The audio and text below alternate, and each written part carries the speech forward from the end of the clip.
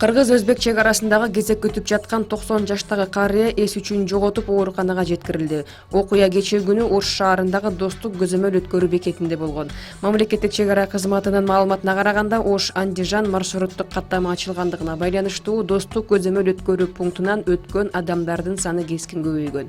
Эс алуу күндөрү чек арадан өткөн адамдардын саны 18 миңден 24 миңге чейин жетүүдө.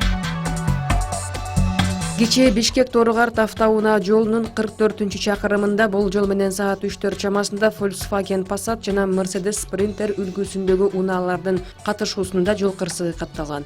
Жол кыймылынын коопсуздугун камсыз кылган башкы башкармалыктын маалыматына караганда, жеңил унаанын айдоочусу Токмок шаары тарапка бара жаткан, ал эми Sprinterдин айдоочусу Бишкек шаарына жөнөгөн. Кырсыктан Volkswagen Passat унаасынын айдоочусу жеринде каза болгон. Учурда окуянын чоо жайы такталууда.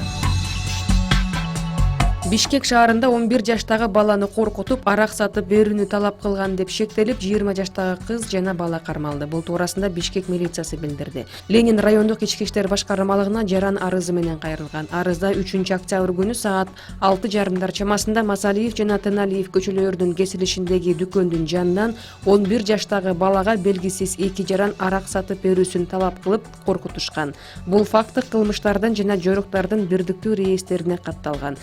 Чам иликтөө иштеринин натыйжасында шектүү катары 20 жаштагы кыз жана бала кармалган. Учурда алар убактылуу кармоо жайына киргизилген. 50 жылдан бери иштеп, техникалык жоготуу жана авариялык өчүрүү көп катталган кубаттуулугу 35 киловатт шекафтар Терексай аба чубалгылары жаңыланууда. Жалал Абад электр ишканасынын басма сөз кызматы билдиргендей, 45 чакырымдагы жыгачтан коюлган мамычалар эскирип, аба ырайынын өзгөрүшүнө туруштук бере албай, техникалык жоготуу көп болгон.